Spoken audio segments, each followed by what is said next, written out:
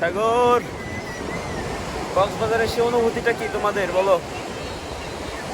আলহামদুলিল্লাহ, সমুদ্রের কত সুন্দর ভিউ, মানে এখানে দেখলে একদম মনটা ভরে যায় যে আল্লাহর কি সৃষ্টি। এখানে না আসলে আপনারা এটা ফিল করতে পারবেন না। আহ, সমুদ্রের কি সুন্দর ভিউ।